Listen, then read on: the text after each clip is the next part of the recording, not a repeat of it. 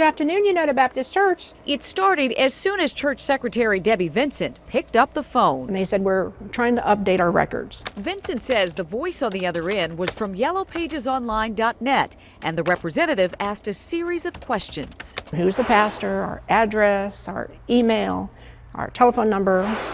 And then they said, well, let me pass you on to a supervisor to confirm what we just talked about. They asked her to confirm the information on the new Carrollton church with a simple yes. Well, they got their yes, but in the wrong place. In January, I get an invoice stating that we are delinquent in this payment for this Yellow Pages Online. So we never subscribed to that. They never agreed to the nearly $600 fee that yellowpagesonline.net claimed they owed for advertising.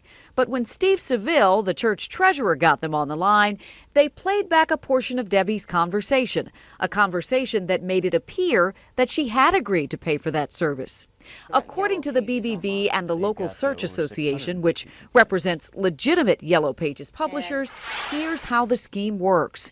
Once the business verifies its information with yellowpagesonline.net, they get a bill in the mail. When the business challenges those charges, the yellowpagesonline.net representative claims they got a verbal agreement over the phone for the billing, and they play back a spliced audio version of the conversation, making it sound like the business really did say yes to authorizing the charges. When you listened to it, did you think maybe she did agree to it? When I heard it, it sounded legitimate. It sounded like Debbie did say yes. My husband agreed to the update stuff, and they have a recording of him saying yes to stuff, but we don't really say yes, we'll take your services. Same playbook, different victim. This time in Woodbridge.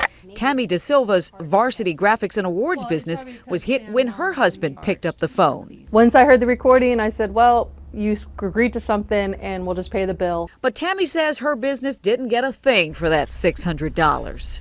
Oh, I was pretty angry. I was pretty mad because I just didn't think it was right. I mean, you're supposed to help me build my business so people can find me, and you're scamming me for that. A year later, yellowpagesonline.net called again to say they were past due on a new bill. Consumers and businesses from Ed Johnson with the Better Business Bureau says hundreds upon hundreds of people across the country are getting tangled in this web of deception that uses their own voices against them. It's a creative interpretation on the part of the company. And Johnson says when you try to cancel, the crooks hit you up for more. In this particular complaint, the cancellation fee was $499. $499 for something you didn't authorize. It's outrageous. Is there someone here that represents yellowpagesonline.net? We are, I guess. They lease from us. They lease from you. Mm-hmm. So, yellowpagesonline.net uses this as office space, but the woman we talked to says no one is physically present here. The BBB tells us there are over 650 complaints against this company alone, but they aren't the only ones using their fingers to try to take the money of unsuspecting businesses. Local business Yellow Pages has over 700 complaints. And the number of complaints against local business Yellow Pages has grown to 740. The BBB was able to close 738 of them, but the high volume of problems earned them an F rating. Yellowpagesonline.net now has 674 complaints. Of that number, 668 cases were closed. They also have a failing grade. I knew something wasn't right. United Baptist Church fought those yellowpagesonline.net charges and got their money back. Varsity Graphics and Awards lost their first $600, but when yellowpagesonline.net billed Tammy DeSilva a second time, she threatened to report them to the authorities. They dropped the charges. The church and the business want to make sure you don't get taken by 6 simple words that can balloon into hundreds of dollars in unauthorized charges. Now I know that's just a clue to say thank you very much. Our records haven't changed. Have a nice day.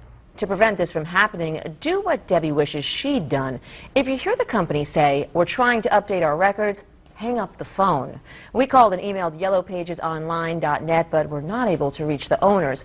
The FTC says they don't have any complaints against the 2 companies we mentioned in that story, but they have taken legal action against other fake Yellow Pages businesses who use similar tactics.